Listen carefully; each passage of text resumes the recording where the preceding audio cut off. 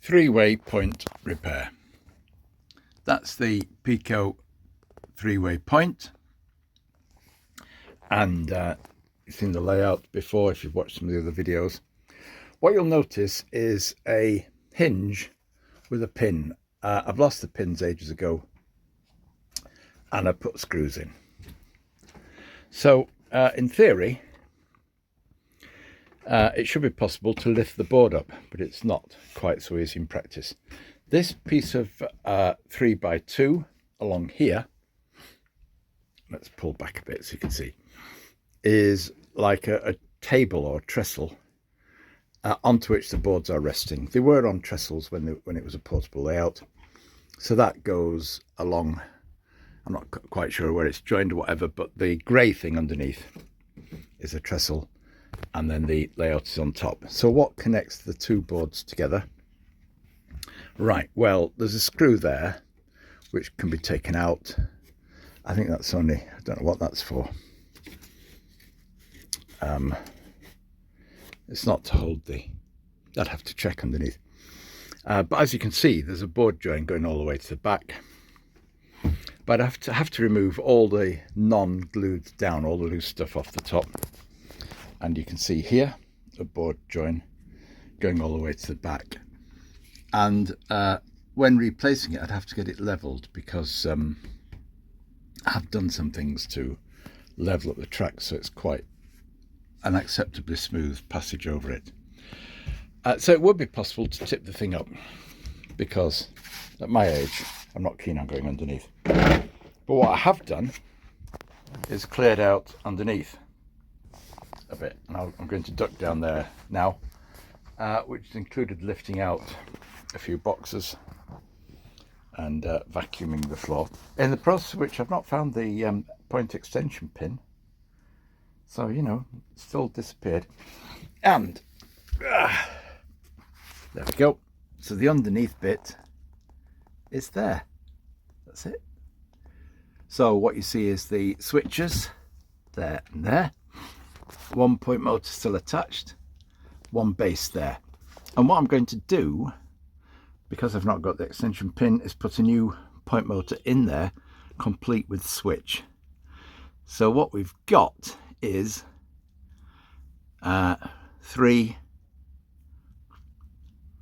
6 wires to solder, and then yep, I will have a spare switch and spare motor, both in good condition.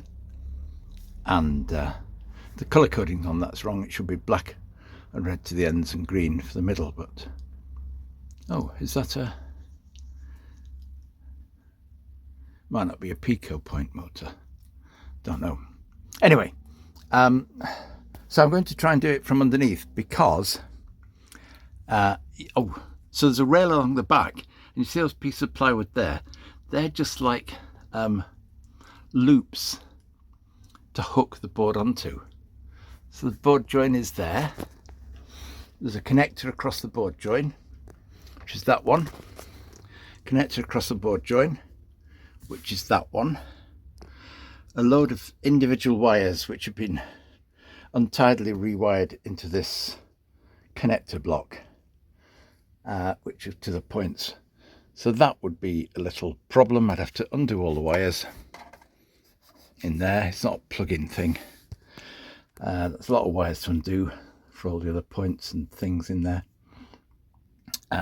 And not sure what else, might be track power feed.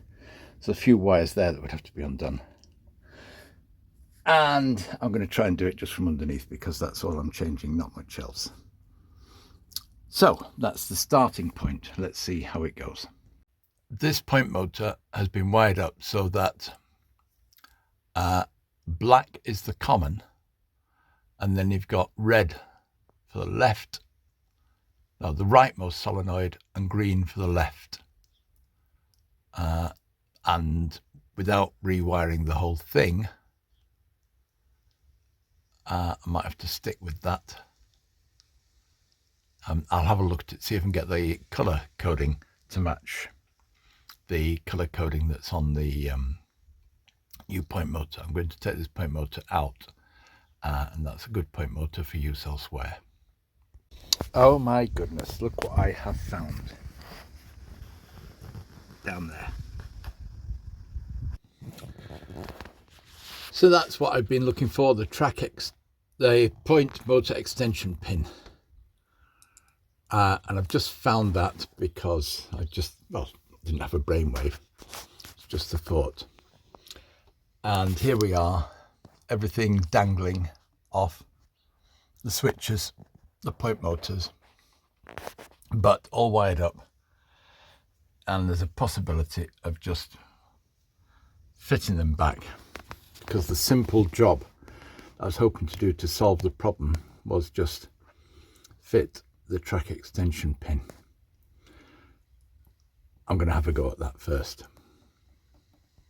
Having found the pins, I've now reattached them with a tiny blob of super glue, which I hope is enough to hold it. I've had both point motors off and both switches off. So the trick now is to get them assembled in the right way. Now, in terms of attaching the point motors, I did attach them initially with super glue, and that is just holding on with super glue at the moment. But remember, the super glue failed on that one at some point for some reason. I don't know why. So the next option is to screw them on with mini screws. I think that's how they're designed to be used, and that gives you a little bit of movement. Oh, you can't see it in the base. Where's the base for that one gone? Oh, I've moved it. But it does give you a little bit of movement as you slacken off the screw. That's the preferred method, and I do have a brad awl here. That's essential. But I'm screwing into chipboard, and it's really quite hard. And so what I'm thinking of now is the simple way, the quick and dirty solution, which is hot melt glue. That has worked for me in the past. Not all, but a lot of the above board point motors are attached with hot melt glue once I've got them positioned as I want them. And that's a cheap work zone glue gun. So there's three ways: screws, super glue, hot melt glue. Let's see what happens. I mean, there is another way, which is to put a strap over the point motors to hold them up, but I'm not going to consider that. That's a nice sight, 2 pins coming up through the tie bars there. Haven't operated the points yet. What I'm looking at is the track power. It's one direction, that's the other direction. That's forwards, and that goes forwards and reverse. Okay, now, and because the points are not set right, let me move that one. No, which one needs to move? Because the point should be set. I'm moving them manually. No. That one there. Roots straight. That one roots curved. Let's see what happens now. Okay, that's still working. Right, so I should be able to drive. That isn't as far over as I would like, but let's drive it through the point.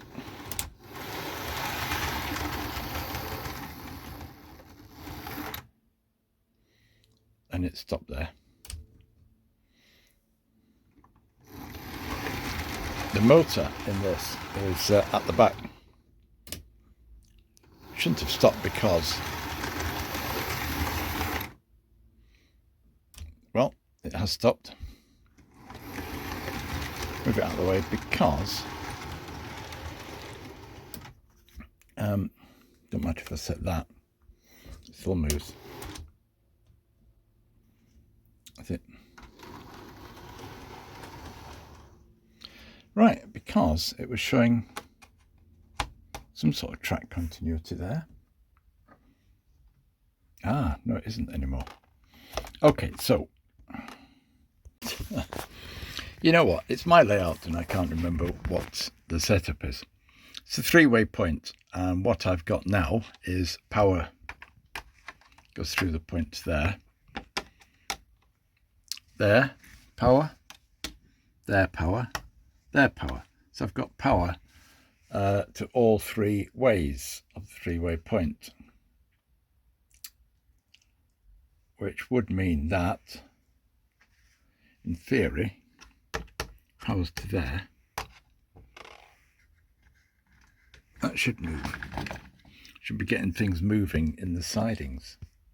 And if power's to there, then that thing should move. Well, the point motors are reattached and are operational, but my testing using the studs suggests that this point motor that I've reattached has been put on upside down. I mean, it's working, but it's throwing the switch or point in the wrong direction. So I'm going to change the two wires over on that first point motor. I'm only going slightly mad. Right. So the big mistake I have made is that actually to select that route, we need the point blade to be pushed, or the tie bar to be pushed down. That selects it that route. So now the point motor is switching. That's moving the point blade up, that's moving it down. But to select that route, you've got to move the blade down. So, you know the wires I've swapped over? Well, yeah. And similarly, that one is moving the point. Let's move it up. That moves it up, that moves it down, up, down. And so to select the bottom route here, you need to move the point blade up. So that's the wrong way around as well. So what we've got is both points are operating, but they're going the wrong way. I think that's what we've got. I mean, I can drive the train over it. So there it is. Which route did I select? Yep, that's the bottom route of the three.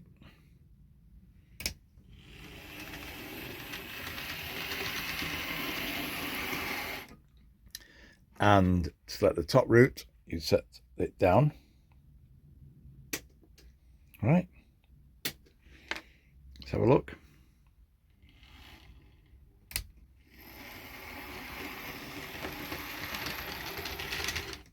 So that's the top route of the three. And to select the middle route,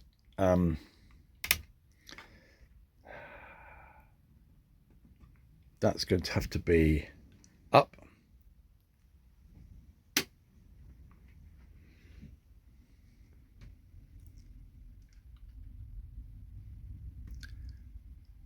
Let's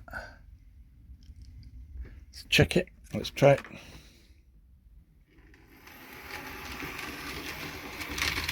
Oops, derailed over there. But that's this Triang wagon has derailed over there. But that's the middle route of the three, and then it's off into one of the shed roads, the end-in shed roads.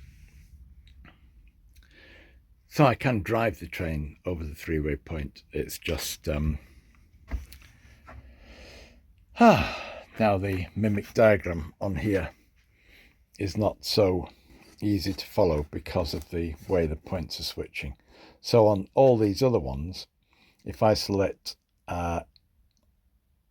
that direction, it switches the point blade down. Is that right? Yeah. Which is straight and then up to be curved. Yeah. Oh, I've just changed the wires around underneath. However, my conclusion is definitely been more straightforward to work underneath the baseboard. I've managed it, and if the baseboard was up, I wouldn't have been able to test it as I have now. This has proved that things are working and the points are fixed in the right place, the point motors, so they work. It's the wiring I have to do something about, and so I've been able to test that it's working by running a loco over the point, but which more than compensates for the disadvantage of having to work upside down. How fiddly is it to put wires into connector blocks when they're upside down screwed to the board? But you know, it's fiddly, but you can do it. I can just about do it. Now the question is, if I want to change the direction that that's going, I do have the option of tracing the wires from the Mimic board here, just these wires, to this connector block here, and switching them on the connector block at this level where it's easier to get to them, which is the approach that I will take.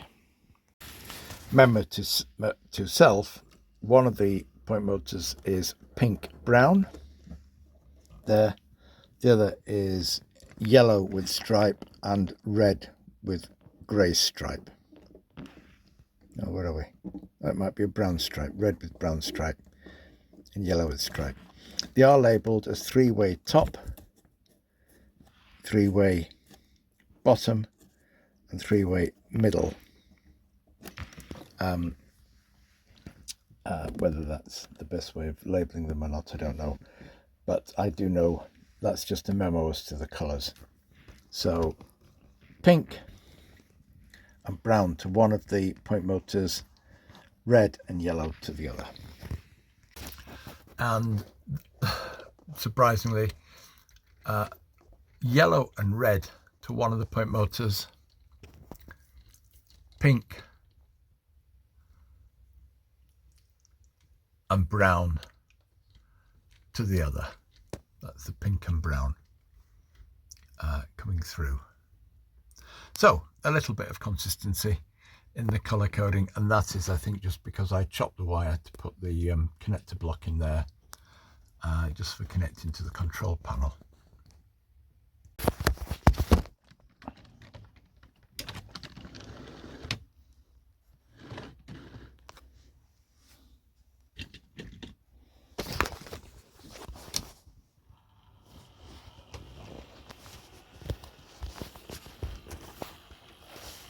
So this is not a good arrangement for testing 3-way point because it doesn't like to be reversed.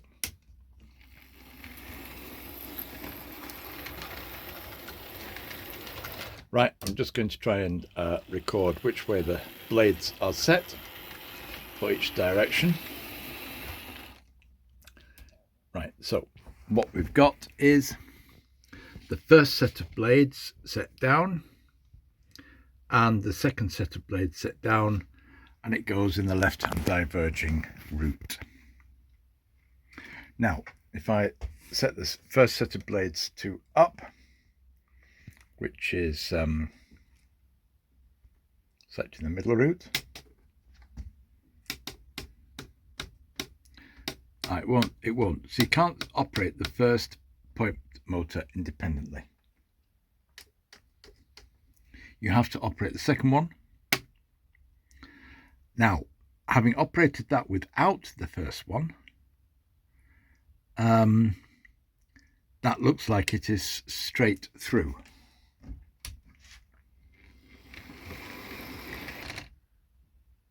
Yeah, so apart from a hiccup now with power connection over the frog, that is straight through. Ah, right, okay, so I've got a little bit of deadness there to look at. And therefore then, it is the first set of blades which now determines that track.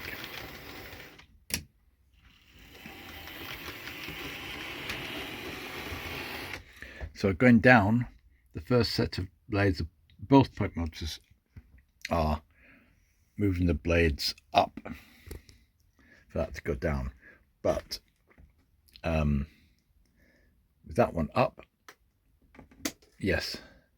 Oh, hold on, what happened then?